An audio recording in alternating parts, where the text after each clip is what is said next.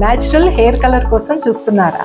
అయితే Anoos henna and black expert వాడండి. గురువు గారు నమస్కారం. గురువు గారు నమస్కారం అండి సంధి గారు. గురువు గారు, మరి ఉగాది రాబోతుంది. తెలుగు నూతన సంవత్సరం మనందరం కూడా బాగా సెలబ్రేట్ చేసుకుంటాము. పంచాంగం తెలుసుకోవాలని అందరూ కూడా అనుకుంటారు. దట్టు సురేష్ బాబు గారిని తెలుసుకోవాలని ఆతృతగా చాలా మంది ఎదురు చూస్తున్నారు. మరి ఉగాది నామం ఏమిటి, ఎలా ఉండబోతుంది, ఉగాది పంచాంగం, అలాగే ద్వాదశ రాశుల వారి రాశి ఫలాలు ఎలా ఉండబోతున్నాయి తెలియజేస్తారా గురువు గారు? నమస్కారం అండి సంధి గారు. ముందు మనము శ్రీ పరాభావ నామ సంవత్సరం అంటే ఏంటో తెలుసుకుందాం. ఈ సంవత్సరం పేరు పరాభవ నామ సంవత్సరం. శ్రీ పరాభావ నామ సంవత్సరం. సో మీకు పరాభావం అంటే తెలుస్తూ ఉంటుంది, అవమానం, ఇన్సల్ట్ జరగటం, కొంచెం ఓడిపోవటం, అపజయము, ఇవన్నీ నెగటివ్ వర్డ్ అనమాట. ఇదేంటి నెగటివ్ వర్డ్ తో ఈ సంవత్సరం అంతా ఉంది అని చాలా మందికి ఒక డౌట్ వస్తుంది. దీని మీనింగ్ చాలా సింపుల్ అండి. ఎవరైతే అధర్మంగా ఉంటారో, ఓకే, ఎవరైతే లోన్ ఒకటి పెట్టుకొని పైకి నవ్వుతూ కపటంగా ఉంటారో వాళ్ళని ధర్మబద్ధంగా నడవటానికి, వాళ్ళ కపటాలన్నీ బయటకు కొట్టేసి వాళ్ళలో ఉన్న ఒక జెన్యున్ ఆథెంటిసిటీని బయటకు తీసుకొచ్చే సంవత్సరమే ఇది పరాభవ నామ సంవత్సరం. పరాభావం. ఎవరికి పరాభావం జరుగుతుంది? అధర్మబద్ధంగా ఉన్న వాళ్ళకి. ఎవరికి అవమానాలు జరుగుతుందంటే ఎవరైతే వేరే వాళ్ళని ఇన్సల్ట్ చేస్తూ ఉంటారో ప్రకృతి ఊరుకోదండి. నేను నా ఇష్టం వచ్చినట్టు చేసుకుంటే ప్రకృతి ఊరుకోదు. అందుకని ప్రకృతి కరెక్ట్ చేస్తుంది అనమాట అధర్మబద్ధంగా ఉన్న వాళ్ళకి. రెండోది, లోన ఏదో మోసపూరితమైన ధోరణి ఎవరికైతే ఉంటుందో వాళ్ళని కరెక్ట్ చేస్తుంది. ఎవరు చేస్తారు? నేచర్ చేస్తుంది. కాబట్టి పరాభావనామ సంవత్సరం అంటారు. వాళ్ళకి మాత్రమే అవమానం. సిన్సియర్గా ఉండి హానెస్ట్గా ఉండి చేసుకునే వాళ్ళకైతే ఏమీ ఉండదు. పెద్ద పెద్ద పొలిటికల్ పార్టీలు, నాయకత్వ లక్షణాలు ఉన్న వాళ్ళకి వాళ్ళల్లో ద్వేషపూరితమైన వాతావరణం ఉంటే బయటకు ఎక్స్పోజ్ అయిపోయేసి వాళ్ళు కింద పడిపోతారు. వాళ్ళకి అవమానం జరుగుతుంది అని గమనించుకోవాలి. గురువు గారు, మరి పరాభవ నామ సంవత్సరం మిథున రాశి వారికి ఎలా ఉండబోతుంది గురుగారు తెలియజేస్తారా? ఓం గం గణపతియే నమః. స్వర్ణలక్ష్మి నమస్తే అస్తు. పరబ్రహ్మ స్వరూపిణి రాజ్యం దేహి ధనం దేహి సర్వకామాంచ దేహి మే. మిథున రాశి వారికి శ్రీ పరాభావ నామ సంవత్సరంలో అదృష్టం విపరీతంగా ఉండాలి. అనుకున్న పనులన్నీ నెరవేరాలని చెప్పేసి స్వర్ణలక్ష్మి అమ్మవారిని కోరుకుందాం. స్వర్ణలక్ష్మి అమ్మవారి వీళ్ళకి ఫస్ట్ బ్రహ్మ జ్ఞానాన్ని ఇవ్వాలి. బ్రహ్మజ్ఞానం అంటే చాలా పెద్ద వర్డు. కొన్నిసార్లు మనం అనుకున్న వెంటనే జరుగుతాయి, కొన్నిసార్లు లేటుగా జరుగుతూ ఉంటాయి. కొన్నిసార్లు మనకి కావాల్సిన దగ్గర ఉంటాయి, కొన్నిసార్లు దూరంగా ఉంటాయి. ఎలాంటి పరిస్థితుల్లో కూడాను ప్రతి నిమిషము ప్రతిరోజు హ్యాపీగా ఉత్సాహంగా ఉండాలని చెప్పేసి మనం అమ్మవారిని కోరుకుందాం. అలాంటి మనస్తత్వాన్ని వీళ్ళకి ఇవ్వాలి. ప్రతిదీ వీళ్ళ చుట్టూ ఉన్నదాన్ని అత్యంత పవిత్రంగా, ఒక శోభాయమానంగా వీళ్ళకి కనపడుతూ ఉండాలి. ఇలాంటి ఒక మైండ్ సెట్ ఉండాలి. అదే బ్రహ్మజ్ఞానం అంటే, వేరే ఏం లేదు. పేరు పెద్దదిగా ఉంది కానీ దాని యాక్చువల్ మీనింగ్ రియల్ లైఫ్ లో అదే. కోరుకునేది కూడా అదే కదండి. అది ఉండాలి ఫస్ట్. నెక్స్ట్, అమ్మవారికి రాజ్యం దేహి.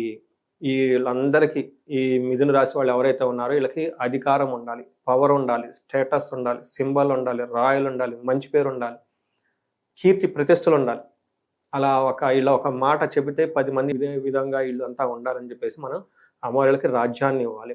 ధనం దేహి చాలా ఇంపార్టెంట్. ధనం ఎలా ఇవ్వాలి? నేను ఎలా కోరుకుంటానంటే, గురువు బాగుండాలని కోరుకుంటారంట. ఎలా ఉండాలంటే వీళ్ళ ఇంటి నిండా ధనం ఉండాలి.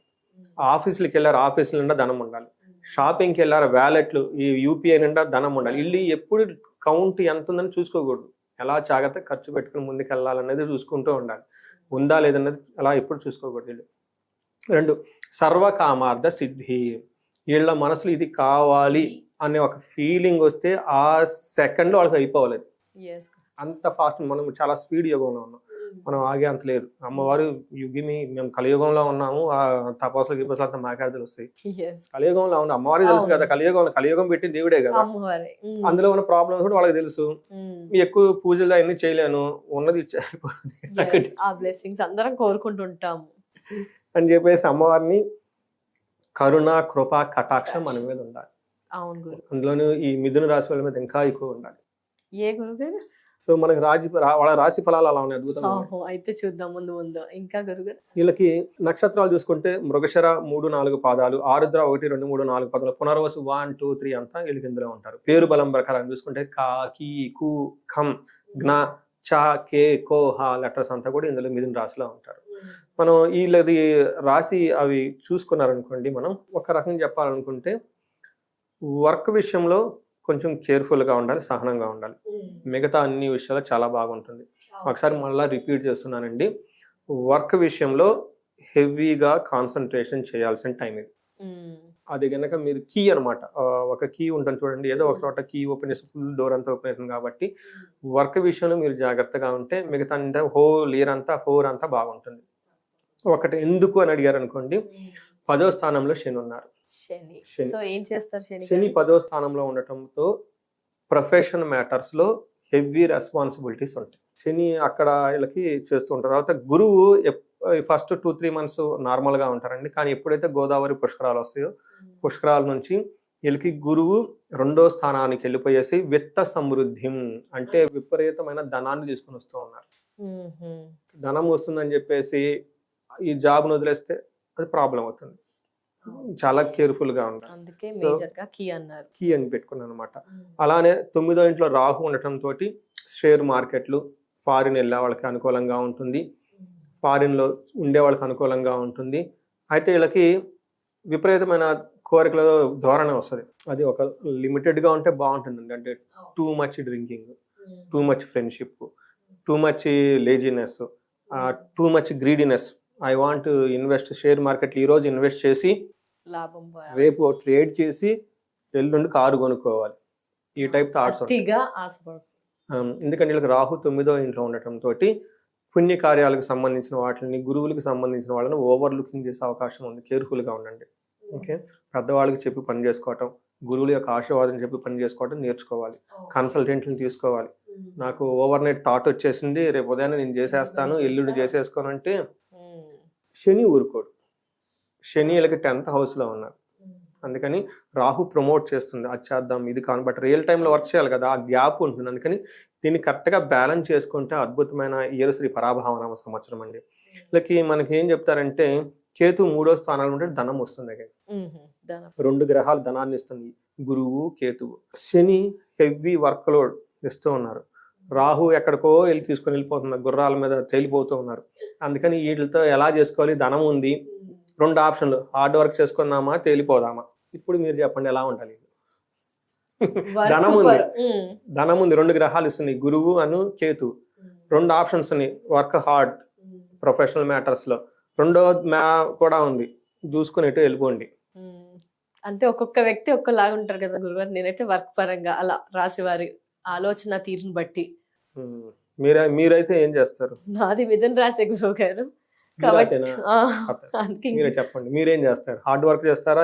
లేదు గురువు గారు, ఫైనాన్షియల్ గా నేను ఎప్పుడు వర్క్ పరంగానే ఎఫర్ట్స్ పెట్టాలి, కష్టపడాలి అనే తత్వం అయితే నాది గురువు గారు. మిథున రాశిలో కూడా రకరకాలు ఉంటారు కాబట్టి వారి ఇష్టం వారిది. నా పరంగా అయితే వర్క్ చెయ్యాలి అని ఆలోచిస్తాను. మరి ఏమంటారు గురుగారు, ఏం చేయాలి అంటారు? సో ఏం చేస్తానంటేనండి, నిజమైన హంబుల్ గా ఆనెస్ట్ గా ఉన్న వాటిని చేయాలండి. మరి టూ మచ్ వెళ్ళిపోకూడదు. ఈ రోజు ట్రేడింగ్ చేసి రేపు చేయడం, ఆన్లైన్ లో తెగ ట్రేడింగ్ వచ్చేసినాయి, చేసేద్దాము, ఎవరో ఎక్కువ వడ్డీకి ఏదో ఇస్తున్నారు వాళ్ళకి డబ్బులు ఇచ్చేద్దాం, టూ మచ్ వెళ్ళిపోకూడదు.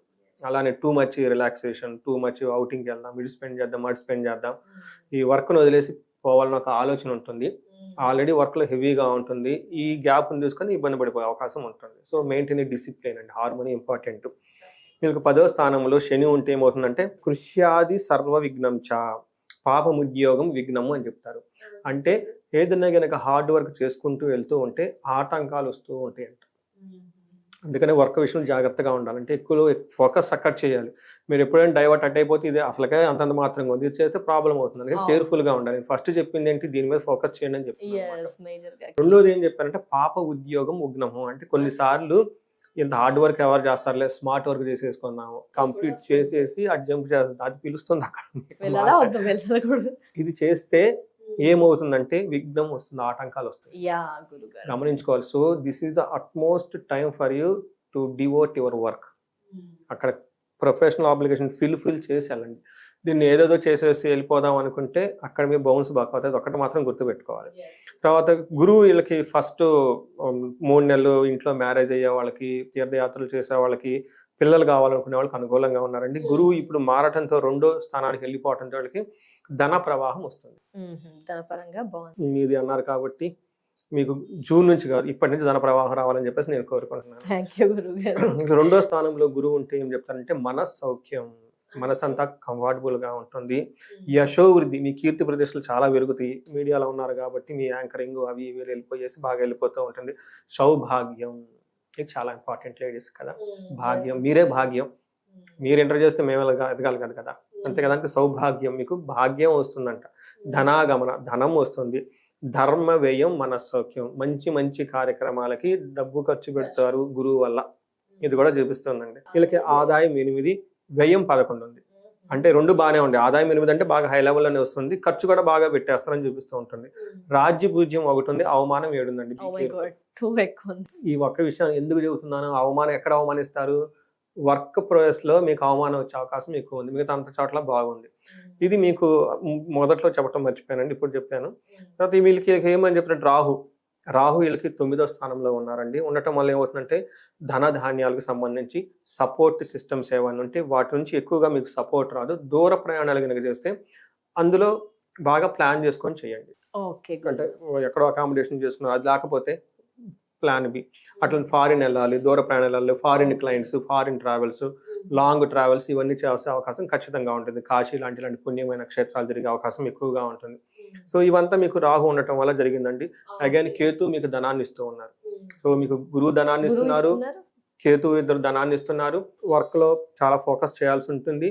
9వ స్థానంలో మీకు రాహు ఉండటం తోటి సపోర్ట్ అయితే ఎక్కువగా ఉండదు, కానీ ఎక్కువగా too much unnecessary mind diversions ఇచ్చే అవకాశం ఎక్కువ ఉంటుంది. గ్రహాల గురించి తెలియజేశారు కదా గురువు గారు, హ్యాపీగా ఉంది. మరి నక్షత్రాలు ఏ విధంగా ఉన్నాయి, ఏ విధంగా ఉండబోతున్నాయి? సో మృగశిర నక్షత్రం వాళ్ళకి రాజ్యము, సంపద, సర్వజన పూజ్యము.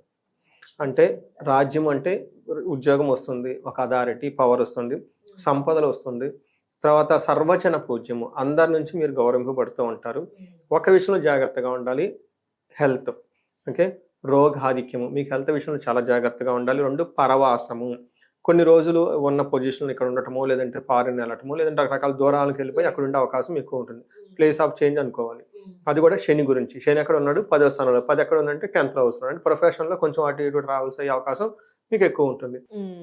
ఆరుద్ర నక్షత్రం ఇంకా రాజ్యము, సంపద, పరవాసము, రోగాధిక్యము, సర్వజన పూజ్యము. వీళ్ళకి భయపడే తత్వం ఎక్కువగా ఉంటుంది కేతు ప్రభావంతో. ఈ 2 ఎప్పటి వరకు ఉంటుంది గురువు గారు, అలా ఎన్ని సంవత్సరాలు ఉంటుంది? మీకు జనవరి వరకు ఉంటుందండి. వచ్చే జనవరి కేతు ఉంటారు. అందులో ఇయర్ ఎండ్ లో ఆల్మోస్ట్ మీకు ఇయర్ ఎండ్ లో కేతు వల్ల కొంచెం భయం కలిపే పరిస్థితులు ఎక్కువ ఉంటాయి. కేతు ధనాన్ని అయితే ఇస్తూ ఉంటాడు. పునర్వసు నక్షత్రం వాళ్ళకి రాజ్యము, ఫస్ట్ హ్యాపీగా ఉండండి. పరవాసము, చేంజెస్ వస్తూ ఉంటుంది. వీళ్ళకి ఈ కొంచెం హెల్త్ కాంప్లికేషన్ జాగ్రత్తగా ఉండాలి. వీళ్ళకి భయం కొలిపే సంఘటనలు కూడా ఎక్కువ ఉంటుంది. వీళ్ళు అనుకున్న పని ఇంతకుముందు నుంచి ఏదన్నా కనుక ఉంటే ఇయర్ ఎండ్ లో ఆ పని అంతటితో ఆగిపోతుంది, సక్సెస్ అయ్యి ఆగిపోతుంది. ఆ పని అర్ధాంతరంగా అక్కడ ఆగిపోతుంది, రిజల్ట్ ఇవ్వదు. ఇది గమనించుకొని ఏదైనా గనక పని మీకు తెలిసిపోతుంది కదండి, ఈ బిజినెస్ చేస్తున్నాం, ఇది చేస్తున్నాం, ఈ కోర్సు చేస్తున్నాము, ఇంతకుముందు ఆల్రెడీ స్టార్ట్ చేశారు, చాలా రోజుల నుంచి కష్టపడుతూ ఉన్నారు, కానీ అది ఎక్కడ స్టాగ్నేటెడ్ గా ఉంది, ముందుకెళ్తుంది అర్థం కాదు, వెనక్కి అర్థం కాదు. ఇలాంటి పని ఏదైనా గనక ఉంటే ఇయర్ ఎండ్ లో ఆ పని అందరితో క్లోజ్, ఇంకా ముందుకెళ్ళదు. జనరల్ గా నాకు తెలిసిన వాళ్ళు చాలా మంది సివిల్ సర్వీసెస్ ప్రిపేర్ అవుతుంటారు. First year, second year, third year, ఒక ఫుల్ స్టాప్ ఉండాలి కదా. అట్లాంటి వక్తులు ఫుల్ స్టాప్ ఇంకొద్దు, అయ్యింది ఏదో అయిపోయింది. కొంతమంది ఏదో బిజినెస్ లో ఫస్ట్ ఇయర్ చేస్తారు, 2 ఏళ్ళు 3 ఏళ్ళు, ఎంతకాలం నెట్టుకొని వస్తాం, లేదు కట్. పరిహారాలు పాటిస్తే సక్సెస్ అయ్యే ఛాన్సెస్ ఉంటాయి. ఇండివిజువల్ జాతకం చూసుకుంటే వాళ్ళు అసలు అది రాంగ్ ట్రాక్ లో వెళ్తున్నారు, రైట్ ట్రాక్ లో వెళ్తున్నారు, వెళ్ళకూడదు అని కూడా తెలియజేస్తారు మీరు. చాలా మంది ఐటీ ప్రొఫెషనల్స్, ఎన్ఆర్ఐలు వాళ్ళు ఉంటారు. అగైన్ 35 to 40 ఏజ్ బిజినెస్ చేసి ఫెయిల్ అయిన దగ్గరికి వస్తుంటారు. ఏమన్నా అంతకుముందు చాలా కార్పొరేట్ కంపెనీలు చేశాను, బెందాస్ లైఫ్ అంతా ఎంజాయ్ చేశాను, ఏదో నాకు మా బాస్ గొడవ వచ్చేసింది, ఇంక ఈ వయసులో ఏం చేస్తాం, సాచురేషన్ అయిపోయింది, బిజినెస్ పెట్టాము, పెనం మీద నుంచి రోడ్డు అదే పొయ్యిలో పడినట్లు అయిపోయిందండి, అది పోయింది, ఇది పోయింది, గురువు గారు చెప్పండి. అప్పుడు జాతకం చూస్తాం. ఇండివిజువల్ గా చూస్తే ఖచ్చితమైన రిజల్ట్స్ ఉంటాయి. అసలు జాబ్ బాగుంటుందా, బిజినెస్ కి బాగుంటుందా, జనాలు ఈ 2 అడుగుతారు. కానీ మీకు ఇది 2, మీకు జాబ్ బిజినెస్ చేయాలా, ధనం సంపాదించాలని అడుగుతాను నేను. అంతే కదండి, లక్ష్మీ అమ్మవారు కదా, ఏది చేసినా ముందు ఆ కోర్ని పట్టుకోవాలి కదా. కన్ఫ్యూజ్ అయిపోతారు. మాకు సిన్సియర్ గా చెప్పండి, మీకు జాబ్ చేయాలా, బిజినెస్ చేయాలా, డబ్బు సంపాదించాలా? ఇందులో కూడా రకరకాల మనుషులు, కొందరు ఏది బాగుందో దాని వేలో వెళ్దాం అనుకుంటారు, కొందరు డబ్బే కావాలి. కాదండి, నాకు బిజినెస్ ఈ 2 అంటే ఏదో ఒకటి చెప్పేస్తాం. డబ్బే కావాలంటే డబ్బు 9 రకాలుగా సంపాదించుకోవచ్చు. 9 రకాలు మనకు అది చెప్పరు, కాలేజీలో చెప్పరు. మనకు అది చెప్తే మనం చేసుకుంటామని, నువ్వు బాగా హార్డ్ వర్క్ చేసి, బాగా జాబ్ చేసి, బాస్ను బాగా ఎంప్లాయ్ చేసి, ప్రమోషన్ తెచ్చుకొని, డబ్బు సంపాదించుకో, ఖర్చు పెట్టుకు, అయిపోయింది. మళ్ళీ నెక్స్ట్ మంత్ సేమ్ ఇదే సైకిల్ మనకు నేర్పుతారు. ధనం అనేది 9 రకాలుగా ఉంటుంది. అది సీక్రెట్ చెప్పేది కాదు, ఇండివిజువల్ గా కనెక్ట్ అయితే మనం చెప్పొచ్చు.